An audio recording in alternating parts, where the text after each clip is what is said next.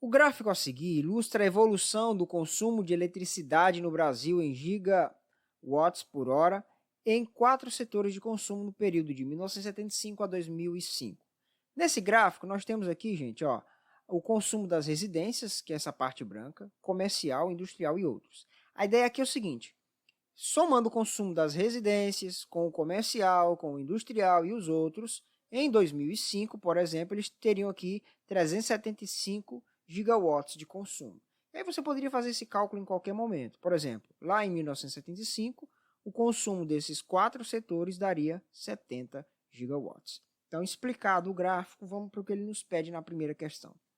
Ele vai falar, olha, a racionalização do uso de eletricidade faz parte dos programas oficiais do governo brasileiro desde 1980, ou seja, desde essa época já se racionava energia, ou seja, ó, colocava o pessoal para gastar menos para evitar o apagão. Então, o que ele vai perguntar? De acordo com o gráfico, conclui-se que o apagão ocorreu no biênio, ou seja, em qual desses anos, de 1975 até 2005, ocorreu um apagão, ou seja, houve ali um período crítico que fez com que o povo mudasse de hábito, porque estava faltando energia. E isso vai acontecer exatamente no período onde há uma queda brusca no consumo. E se você olhar para o gráfico aqui, ó, o consumo de energia vai subindo, vai subindo, vai subindo, vai subindo e dá uma despencada aqui. Então significa que para ter uma queda tão brusca assim no consumo é porque houve um apagão. E quando que começa e termina esse período de apagão? A gente puxa aqui, ó, a gente vai achar aqui no ano 2000. E esse apagão ele se estende até aqui, no ano 2001. Então em 2000 e 2001 houve um apagão. Então essa é a ideia. Bom, no caso isso fica qual? Alternativa C. Alternativa C é a correta da nossa questão, beleza? Bora para a próxima. Observa-se que de 1975 a 2005 houve aumento quase linear do consumo de energia elétrica. O que significa isso, professor? Significa que, apesar de que houve oscilações, sobe um pouco, desce, se eu puxar daqui para cá, eu faço quase uma linha reta, ou seja, quase todo ano o crescimento foi o mesmo. Olha só a retinha que eu desenhei só para ilustrar essa situação para você aí, tá vendo? Veja que todos os topos aqui estão muito perto da nossa figura, às vezes passando um pouco, às vezes um pouco antes, basicamente isso.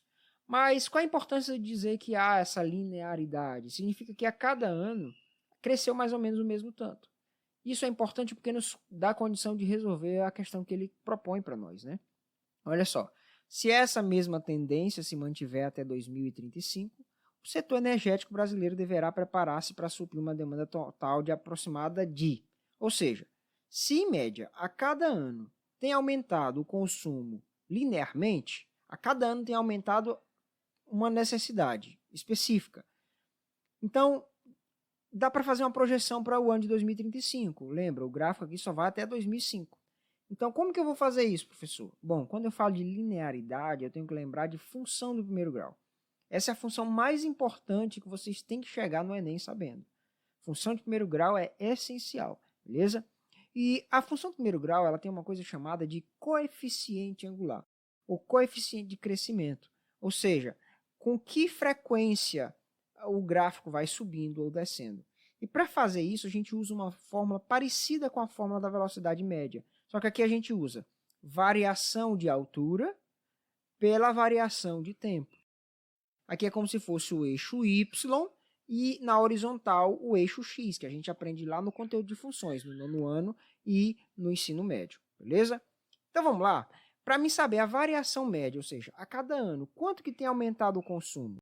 Eu vou pegar a altura máxima do meu gráfico, a altura final do gráfico, subtrair pela altura inicial do gráfico, dividir pelo ano final menos o ano inicial, certo? Então veja, o Y, que no caso é o ponto final do gráfico, em 2005 ele estava gastando 375.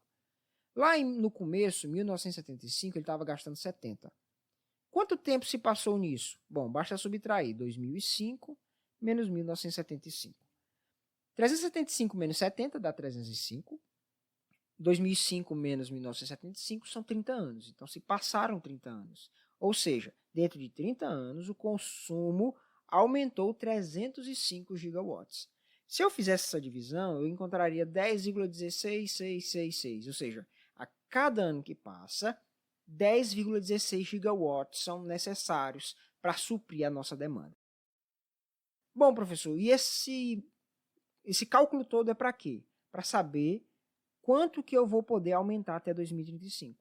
Lembra, de 2005 até 2035, a cada ano eu vou ter 10,16 de necessidade, ou 305,30, que é o que a gente vai usar aqui.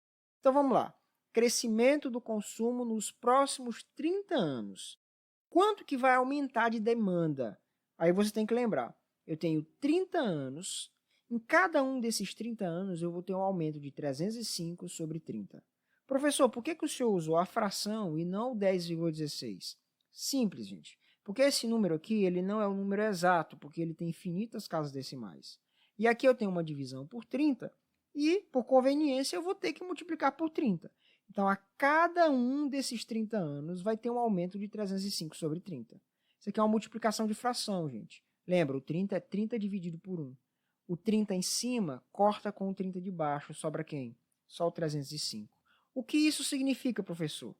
De 2005 até o ano de 2035, além do que já era necessário, ainda a produção de energia vai ter que subir 305 gigawatts, beleza? Então, isso aí é o que vai ter que ser gerado a mais. Mas a pergunta do enunciado é, qual é a demanda para 2035? Para saber isso, você vai fazer o quê? Vai pegar o que já era consumido em 2005, mais a demanda de crescimento dos próximos 30 anos, isso vai gerar um total de 680 gigawatts. Ou seja, em 2035, a perspectiva é de que seja possível, né, produzir isso aqui, 680 gigawatts hora. Então, a alternativa C é a correta.